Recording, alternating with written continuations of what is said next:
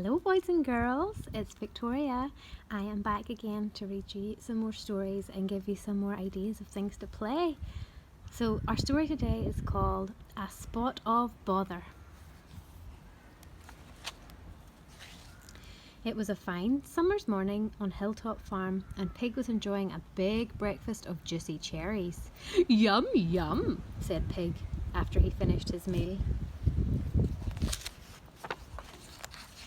Pig was very proud of his appearance and always kept himself perfectly clean. So he was horrified to see that a squashed cherry had left a bright red spot on his side. It was only a small spot, but once Pig had noticed it, he couldn't ignore it, and try as he might, he could not get it to clean off. "Good morning, Pig," said Goat, who wandered by chewing something. "It's not a good morning," said Pig.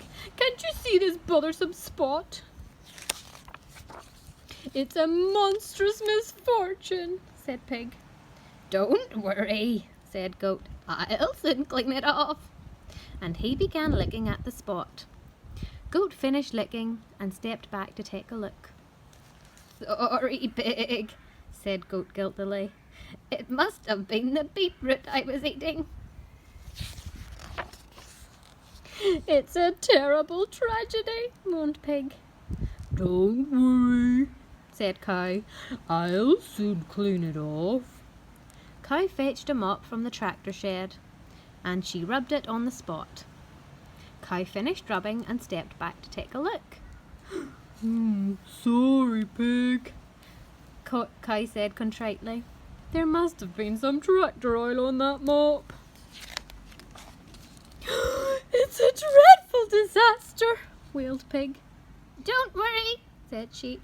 "I'll soon clean it off." Sheep led Pig to the sheep dip and poured shampoo on the spot. Sheep finished shampooing and Pig climbed out to take a look. "Sorry, Pig," Sheep said sheepishly. "That shampoo must have been sheep dye." "Oh dear."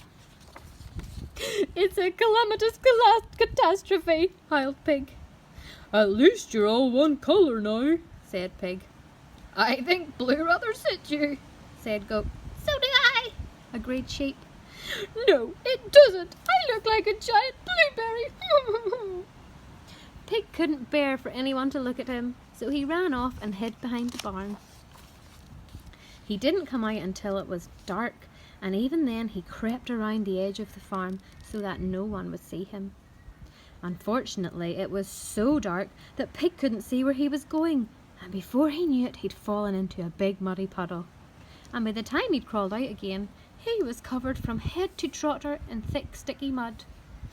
"Just when I thought it couldn't get any worse," groaned Pig, as he trudged back to his shelter and collapsed in a dejected heap. When Cow, Goat and Sheep got up the next day, Pig was nowhere to be seen. They spent the whole morning looking for him, but the only clue they found was a big heap of mud next to his shelter. They were inspecting it curiously when it spoke to them.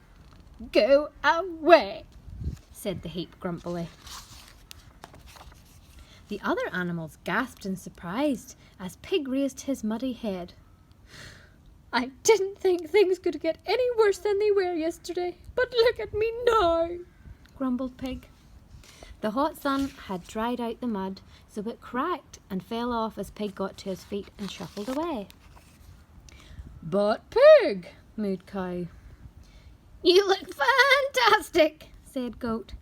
"I don't think I've ever seen you look so clean," agreed Sheep. And it was true. The mud had sucked out all the dye and dirt from the day before, leaving Pig completely clean. Pig could not believe it at first, but when he realised it was true, he danced with delight. "I'm spotless, I'm speckless, I'm pinker than pink. I'm a perfectly pristine pig," he shouted as he pranced to and fro in front of his friends. He had just finished with a flourish when he felt something sticking to his bottom. "What is it?" he said, straining for a look. "It looks like a squashed cherry," said Cow. Goat swallowed a mouthful of beetroot he'd been chewing and licked his lips. "Don't worry," he said. "I'll soon clean it off." The end. My oh my, what a lot of trouble Pig got himself into.